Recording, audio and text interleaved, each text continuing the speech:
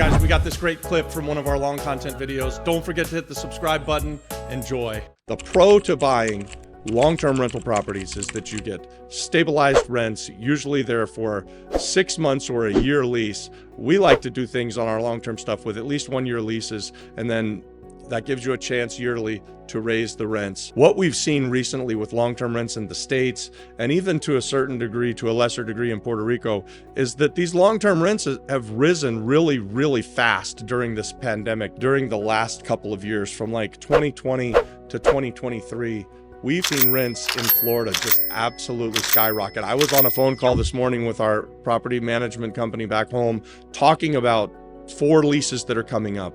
And we've got people that have been in there for a long time. They're paying rents that are significantly lower than what market rents are. So we were saying that in this house, the guy was $500 less than what Zillow says rents should be. In this house, the guy was $700 less than what Zillow rents should be. And another, there were $1,000 less. But these are tenants that have been with us for a long time. So while we're raising their rents, we are not asking them to come all the way up to market rents, because it's just not feasible, right? If someone's paying us $1,200 and Zillow says they should be paying us $1,800, for us to raise their rent to $1,800, there's just no way that that family's going to be able to absorb that. They're going to move almost for sure. And so when we've got good tenants and they've been there for a long time, we like to keep them in place. And so we only raise their rent $50, and we're making less, but we like the stability. So I say all of that because long-term rentals provide stability, certainty, and ease, and that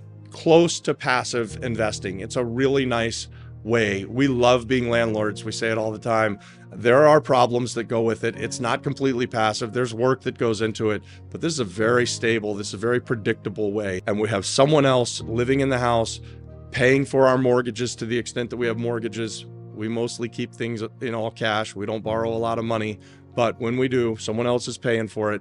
And so these are all benefits to long-term rentals. So now let's talk about some of the cons to long-term rentals, because there are disadvantages. And I just mentioned one just a second ago. We have people who have been in our properties for years now, and they're good tenants and we don't want to lose them. But if they leave, we're going to be able to increase rents sometimes as much as 100%. We may have someone in there that's at $1,200 a month right now, and Zillow's telling us that we should be renting it for $2,400 a month. So if they were to leave, yes, it would be a problem, but we'd be able to raise the rents massively. So one of the cons to having long-term rents is that you can't always stay up to date with what the current market rents are. So on properties that we've owned for a long time, this is something that we see again and again. We've known this has been the way that we've done business for years. If someone rents from us for the long term and they're there for 4 or 5 or 6 years, we're not trying to have them move out of the house. We don't want to make it so unaffordable to them. So even though rents have gone up, we're not capturing all of that rent. So that's a little bit of a downside, right?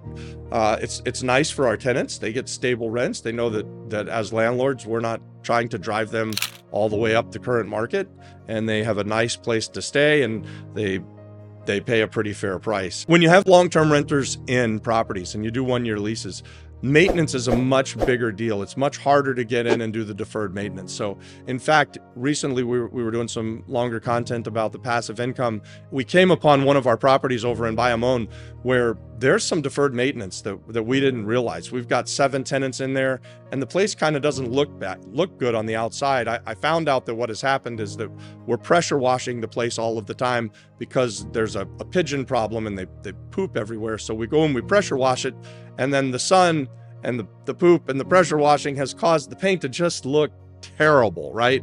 So we need to get over there and paint that place.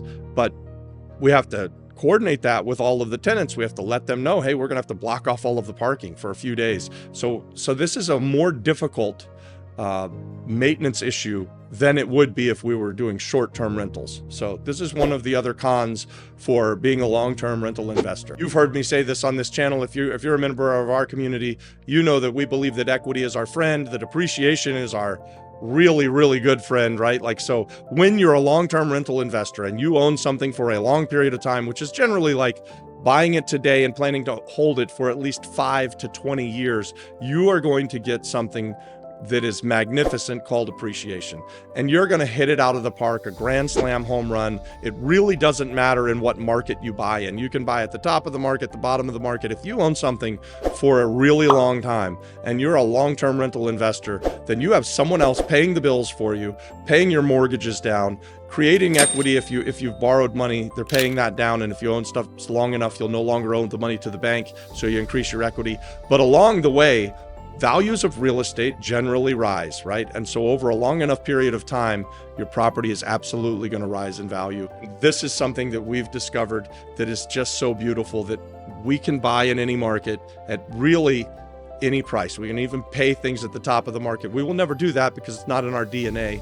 We're just not retail buyers. So we always buy the value add stuff. So we're buying stuff with equity anyways. But over a long period of time, our equity grows and it gets ridiculous, guys. It's so much fun after you look back and you've owned something for 8 or 9 years. You've collected all of these rents. You've paid for the property maybe 2 or 3 times over that period of time.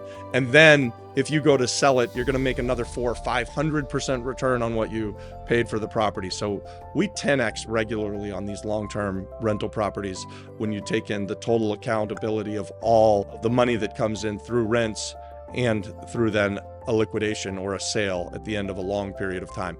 So that's a great advantage to long-term rents. Hey guys, thanks for watching that. Subscribe to our channel, watch this next, and then also check out the pinned content for more great content, guys. God bless.